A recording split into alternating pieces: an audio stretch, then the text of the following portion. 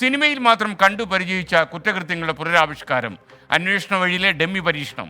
അതായിരുന്നു ഇന്ന് തലസ്ഥാന നഗരത്തിൽ നടന്ന KSRTC ഡമ്മി ടെസ്റ്റ്. കാറും ബസ്സും മുട്ടി ഉരുമി ഒരിക്കൽ കൂടി ഓട്ടം നടത്തി നോക്കി തിരുവനന്തപുരത്ത്. ആംഗ്യവും ചേസിങ്ങും എല്ലാം ഒന്നും കൂടി ആവർത്തിച്ചു. ഡ്രൈവർ യദുവിൻ്റെ കുരുക്ക് മുറുക്കി ബസ്സിൻ്റെ ഡ്രൈവർ സീറ്റിൽ നിന്ന് ആംഗ്യം കാണിച്ചാൽ കാറിലുള്ളവർക്ക് കാണാൻ കഴിയുമെന്നായിരുന്നു അന്വേഷണം.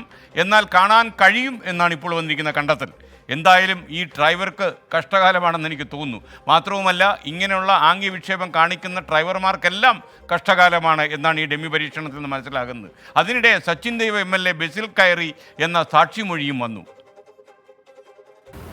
സാഫല്യം കോംപ്ലക്സിന് മുന്നിലുള്ള ഈ ട്രാഫിക് സിഗ്നലിൽ വെച്ചാണ് സംഭവങ്ങളുടെ തുടക്കം. KSRTC ഡ്രൈവർ തന്നെ അശ്ലീല ആംഗ്യം കാണിച്ചുവെന്ന മേയറുടെ ആരോപണം. അതിനു പിന്നാലെ മേയറും ഭർത്താവും ബസ് തടഞ്ഞു നിർത്തി ചോദ്യം ചെയ്തുവെന്ന യദുവിൻ്റെ പരാതി.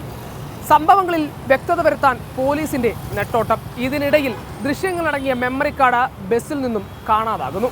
ഏതായാലും സാഹചര്യങ്ങൾ പുനരാവിഷ്കരിച്ചിട്ടുണ്ട് പോലീസ്. ഡ്രൈവർ യദു മേയർ തർക്കത്തിൽ സംഭവങ്ങൾ പുനരാവിഷ്കരിച്ചതിന്റെ പിൻബലത്തിൽ ഡ്രൈവർക്കെതിരെ തെളിവുണ്ടെന്നാണ് പോലീസിന്റെ കണ്ടെത്തൽ. മേയറുടെ പ്രധാന പരാതി ഇയാൾ ഡ്രൈവിംഗ് സീറ്റിലിരുന്ന് അശ്ലീല ആംഗ്യം കാണിച്ചുവെന്നുള്ളതാണ്. ഡ്രൈവർ സീറ്റിലിരുന്ന് ആംഗ്യം കാണിച്ചാൽ കാറിന്റെ പിൻസീറ്റിലിരിക്കുന്നവർക്ക് അത് കാണാൻ സാധിക്കുമെന്ന് പോലീസ് വ്യക്തമാക്കി. വാഹനം ഓടിച്ചുകൊണ്ടിരിക്കുന്ന ഡ്രൈവർ മുഖം കൊണ്ടോ കൈകൊണ്ടോ ആംഗ്യം കാണിച്ചാൽ കാണാൻ കഴിയുമോ എന്നതായിരുന്നു പോലീസിനെ കുഴക്കിയത്.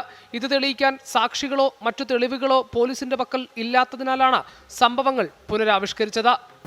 ഇക്കാണുന്ന പട്ടം ട്രാഫിക് സിഗ്നൽ മുതൽ പാളയം വരെ ഒരേ ദിശയിൽ ബസ്സും കാറും ഓടിച്ചായിരുന്നു പോലീസിന്റെ പുനരാവിഷ്കാരം. ബസ്സിന് മുന്നിൽ സഞ്ചരിച്ചിരുന്ന കാറിനെ ഇടയ്ക്കിടെ ബസ് ഓവർടേക്ക് ചെയ്തുവെന്നും ഇതിനിടയിൽ എപ്പോഴോ ആംഗ്യം കാണിച്ചുവെന്നുമായിരുന്നു ആര്യയുടെ പോലീസിനോടുള്ള വിവരണം. അപ്പോഴും പോലീസിനുണ്ടായിരുന്ന സംശയം അത് വ്യക്തമായി കണ്ടോ എന്നുള്ളതാണ്. എന്നാൽ നിലവിൽ പുനരാവിഷ്കരിച്ചതിന് ശേഷം പോലീസ് പറയുന്നത് അത്തരത്തിലൊരു ആംഗ്യം ഡ്രൈവിംഗ് സീറ്റിലിരുന്ന് കാണിച്ചാൽ നിലവിലെ വെളിച്ച സംവിധാനത്തിന്റെ അടിസ്ഥാനത്തിൽ അത് വ്യക്തമായി കാണാൻ കഴിയുമെന്ന് തന്നെയാണ്. സംഭവങ്ങളുടെ അടിസ്ഥാനത്തിൽ മേയർ ഡ്രൈവർക്കെതിരെ നൽകിയ പരാതി നിലനിൽക്കുമെന്നാണ് പോലീസ് സ്ഥിരീകരിക്കുന്നത്. പരീക്ഷണം തെളിവായി വെച്ച് കേസിന്റെ അന്വേഷണത്തിലെ കുറ്റപത്രം ഉടൻ സമർപ്പിക്കും. ഇതിനിടെ മേയറുടെ ഭർത്താവ് സച്ചിൻ ദേവ് MLA ബസ്സിനകത്ത് കയറിയെന്ന് പോലീസിന് സാക്ഷിമൊഴി ലഭിച്ചിട്ടുണ്ട്. MLA ബസ്സിൽ കയറി തമ്പാനൂർ ഡിപ്പോയിലേക്ക് പോകണമെന്നാവശ്യപ്പെട്ടെന്നാണ് യാത്രക്കാർ നൽകിയിരിക്കുന്ന മൊഴി. ബസ്സിലെ കണ്ടക്ടർ നേരത്തെ KSRTCക്ക് നൽകിയ മൊഴിയിലും MLA ബസ്സിനകത്ത് കയറിയെന്ന് പറഞ്ഞിരുന്നു. ഈ മൊഴികൾ മേയർക്കും ഭർത്താവിനും കുരുക്കാകും. മേയർ KSRTC തർക്കത്തിൽ 3 കേസുകളാണ് എടുത്തിരുന്നത്. ഇതിൽ മേയറുടെ പരാതിയിൽ അന്വേഷണ പുരോഗതി ഉണ്ടാകുകയും മറ്റു കേസുകളിൽ അന്വേഷണം ഇഴഞ്ഞു നീങ്ങുകയും ചെയ്യുന്നത് എന്തൊരു ഇരട്ടത്താപ്പാണ്. സംഭവത്തിൽ വ്യക്തതയുണ്ടാകാനുള്ള ഒരേ ഒരു സാധ്യതയായ മെമ്മറി കാർഡ് എവിടെയാണെന്ന് പോലും അറിയില്ല.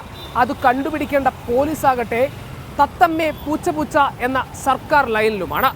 ഹരികൃഷ്ണൻ, 24 തിരുവനന്തപുരം. പൊതുജനം കഴുതയല്ല സാർ. വിധി ദിനത്തിൽ 24 മാജിക് ജൂൺ 4 ചൊവ്വാഴ്ച രാവിലെ 5 മണി മുതൽ 24-ൽ.